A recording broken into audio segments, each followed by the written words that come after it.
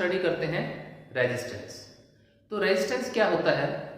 It is the opposition offered to the flow of current in a conductor. जब भी किसी conductor में से करंट फ्लो होना चाहता है तो उसको जो अपोजिशन, जो रुकावट मिलेगी, उसी को हम क्या बोलते हैं? रेजिस्टेंस। इसको हम डिफाइन कैसे करते हैं? It is the opposition offered to flow of current in a conductor। Conductor के अंदर फ्लो को जो अपोजिशन मिलेगी। क्लियर है? तो अगर हमारे पास जैसे एक वायर है, इस टाइप से एक वायर को हम इस तरीके से डोनेट कर रहे हैं, तो इसके अंदर अगर करंट आई फ्लो होना चाहता है और इस वायर, ये वायर जो अपोजिशन प्रोवाइड करेगा, उसी को हम बोलेंगे रेजिस्टेंस। क्लियर है? तो सबसे पहले रेजिस्टेंस को हम डिनोट किससे करेंगे? इसका सिंबल होएगा आर और इसकी यूनिट क्या होगी? ओम। सिंबल होगा ओम का इस तरीके से। क्लियर है? और जो आपका रेजिस्टेंस है, जैसे हमने ओम्स लॉ में पढ़ा था कि रेजिस्टेंस क्या है? एक कांस्टेंट टर्म निकल के आ रही है, ठीक है, लेकिन वो हम ओम्स लॉ के अंदर स्टडी कर रहे थे। वो किसके लिए था? एक पर्टिकुलर पार्ट ऑफ सर्किट के लिए। अगर आपका सर्किट फिक्स है तो वहां आपका रेजिस्टेंस कांस्टेंट है, लेकिन अगर आपका सर्किट वेरी कर रहा है या आपकी जो ये वायर है इसकी लेंथ वेरी कर रही है या इसकी ये मोटाई, क्रॉस सेक्शनल एरिया वेरी कर रहे हैं, तो रेजिस्टेंस भी आपका चेंज हो जाएगा। क्लियर है? तो जो रेजिस्टेंस है वो किस किस के ऊपर डिपेंड करता है? कौन कौन से फैक्टर्स हैं जो रेजिस्टेंस को इफेक्ट करते हैं? तो हम देख लेते हैं फैक्टर्स अफेक्टिंग रेजिस्टेंस। तो कौन कौन से फैक्टर हैं? फर्स्ट है लेंथ। इसकी जो लेंथ है वायर की, उसके कोरस्पॉन्डिंग आपका रेजिस्टेंस चेंज होगा। लेंथ घटेगी बढ़ेगी तो आपका रेजिस्टेंस चेंज होगा। लेंथ बढ़ेगी तो बढ़ेगा या घटेगी, ये हम अभी बाद में देखते हैं। दूसरा है cross sectional area. Cross sectional area क्या होता है? जैसे ये वायर है, तो वो वायर कितनी पतली है या कितनी मोटी है, वो आपका क्रॉस सेक्शनल एरिया होगा। जो ये इसकी गोलाई होगी, इसको हम क्या बोलेंगे? Cross sectional area.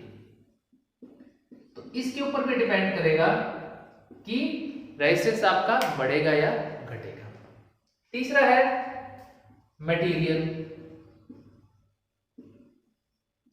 मटेरियल जैसे वायर कॉपर की भी हो सकती है, एल्युमिनियम की भी हो सकती है, आयरन की भी हो सकती है, सिल्वर की भी हो सकती है, गोल्ड की भी हो सकती है। तो कौन सा मटेरियल हम यूज कर रहे हैं, उस मटेरियल पे डिपेंड करेगा कि उस वायर का जो रेजिस्टेंस है इंक्रीज होगा या कम होगा। क्लियर? एंड फोर्थ फैक्टर है आपका टेम्परेचर।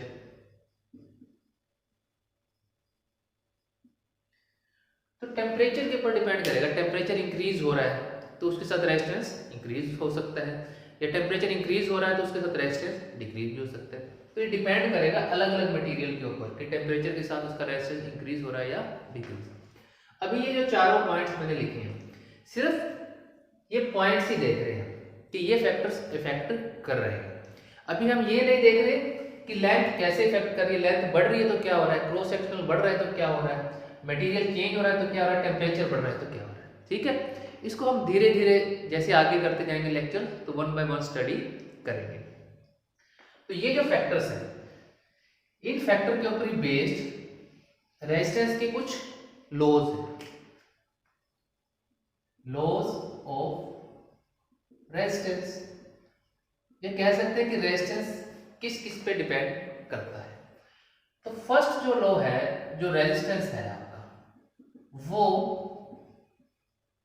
डायरेक्टली प्रोपोर्शनल होगा लेंथ ऑफ वायर। जो आपकी वायर है उसकी जो लेंथ है, ये सपोज करो आपकी एक वायर है, तो इसकी जो लेंथ होगी, ये इसकी लेंथ होगी, एल से डिनोट कर देते हैं इसको, और ये जो है ये इसका क्रॉस सेक्शन एरिया होगा ए। क्लियर है?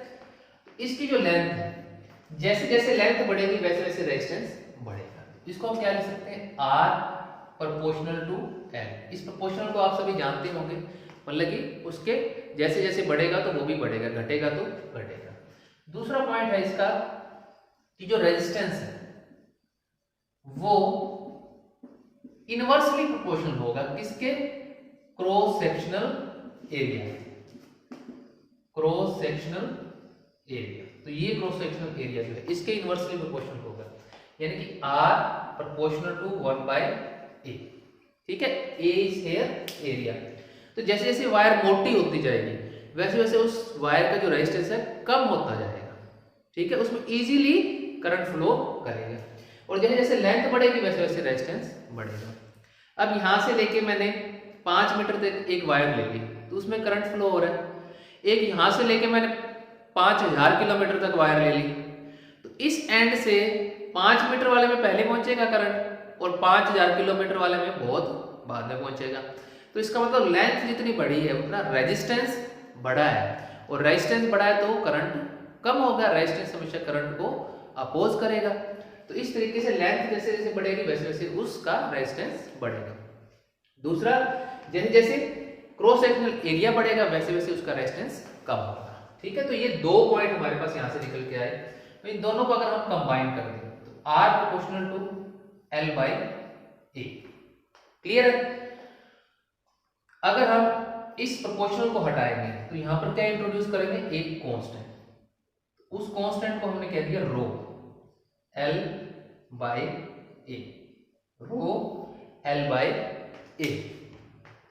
अब यहां पर हमारे पास जो रो है वो क्या है, resistivity. Okay, resistivity of material. Clear है? इसको हम रो से डिनोट कर रहे हैं। अब ये जो चीजें हमने ली हैं R proportional to L, R proportional to 1/A, इसमें हमने एक चीज को कांस्टेंट रखा है, वो क्या है, टेम्परेचर। टेम्परेचर को क्या रखा है, कांस्टेंट।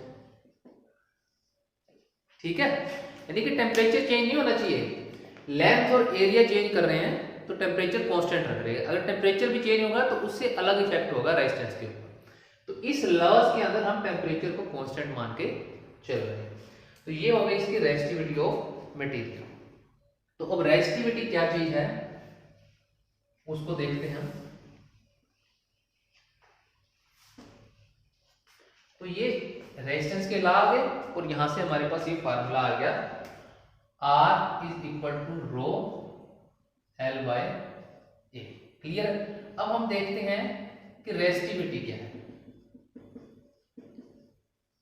तो रेजिस्टिविटी में देखिए, अगर हम लेंथ L को ले लेते हैं 1 मीटर, ठीक है, और जो एरिया है A उसको ले लेते हैं 1 मीटर स्क्वायर, तो जो हमारा R है वो क्या आ जाएगा, R is equal to rho L/A। Rho 1 metre upon 1 metre square, तो ये क्या आ गया, R is equal to rho. ठीक है, ये जो सिंबल है इसको हम क्या बोल रहे हैं, RHO, रो। इस सिंबल को बोलते हैं रो। तो R इज इक्वल टू रो आ गया। तो हम रेजिस्टिविटी को कैसे डिफाइन कर सकते हैं कि resistivity of a material, resistivity of a material. ठीक है, इसमें हमने क्या लिया है, लेंथ 1 मीटर ले ली, एक वायर ली, उसकी जो लेंथ है L वो कितनी ले ली, 1 मीटर, और उसका जो क्रॉस सेक्शन एरिया है वो ले लिया 1 मीटर स्क्वायर। तो ये 1 मीटर की वायर जिसका क्रॉस सेक्शन एरिया 1 मीटर है, ये जितना रेजिस्टेंस देगी किसको, करंट को, वो किसके इक्वल होगा, रेजिस्टिविटी के।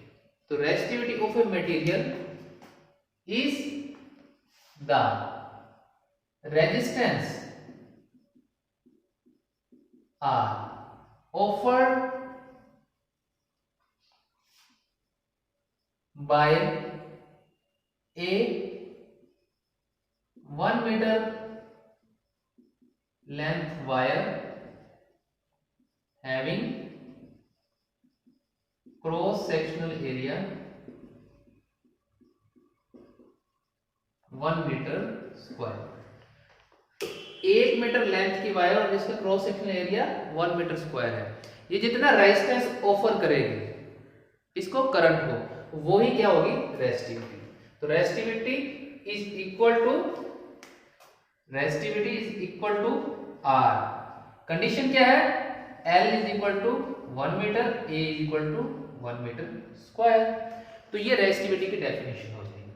तो जो रेजिस्टिविटी है इसको हम और क्या बोलते हैं, स्पेसिफिक रेजिस्टेंस।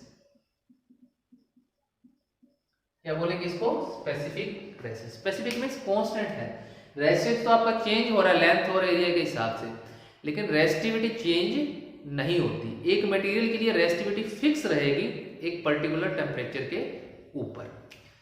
तो अगर हम मान लेते हैं हमारे पास दो मटेरियल है, कॉपर है और एल्यूमिनियम, इनके लिए हम देखेंगे कि रेजिस्टिविटी क्या है। उससे पहले हम डिफाइन करते हैं रेजिस्टिविटी की यूनिट्स क्या है। देखिए रेजिस्टिविटी की यूनिट्स क्या होंगी, यहां से अगर हम देखें R is equal to rho L by A है, सबकी अगर हम यूनिट्स पुट कर दें, R की क्या होती है ओम, रो की हमें निकालनी है, L की मीटर और एरिया की क्या होती है मीटर स्क्वायर।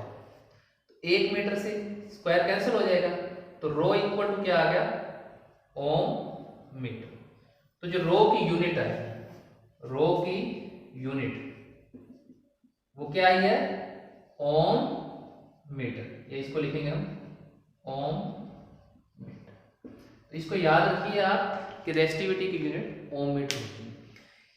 यहाँ पर हम जितने भी फिजिकल क्वांटिटी पढ़ेंगे तो हमें पता होना चाहिए कि उसकी यूनिट्स क्या है, क्लियर है, क्योंकि यूनिट्स के बिना उसका यूज नहीं।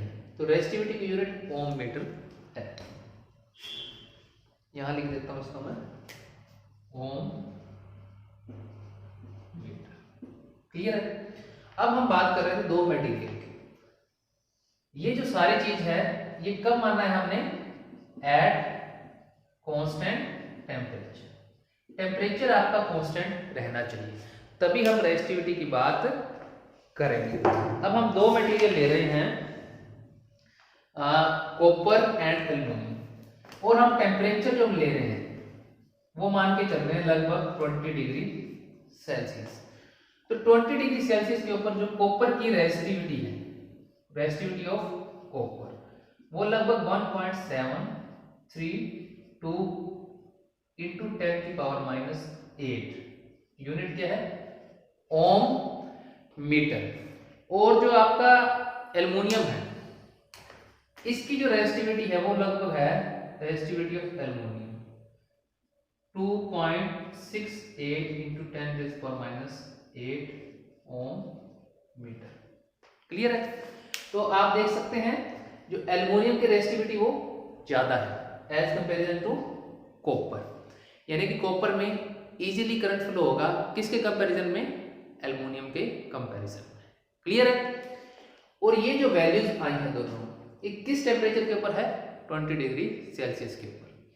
अगर हम टेम्परेचर को चेंज कर देंगे, लाइक 30 डिग्री सेल्सियस कर देंगे या 40 डिग्री सेल्सियस कर देंगे, तो ये वैल्यूज आपकी चेंज हो जाएंगी, क्लियर है। तो हमेशा आपने ध्यान रखना है, आप रेजिस्टेंस को डिफाइन कर रहे हैं, रेजिस्टिविटी को डिफाइन कर रहे हैं, इनकी डेफिनेशन में जो टेम्परेचर को हमने कांस्टेंट माना है। टेम्परेचर का क्या इफेक्ट होता है रेजिस्टेंस के ऊपर, इसको हम अलग से देखेंगे, क्लियर है। तो इसमें हमारा हो गया रेजिस्टेंस एंड रेजिस्टिविटी, क्लियर है। तो रेजिस्टेंस की यूनिट आपकी ओम हो गई, और रेसिस्टिविटी की यूनिट आपकी ओम मीटर होगी। रेसिस्टिविटी को हम स्पेसिफिक रेजिस्टेंस भी बोलेंगे। क्लियर है?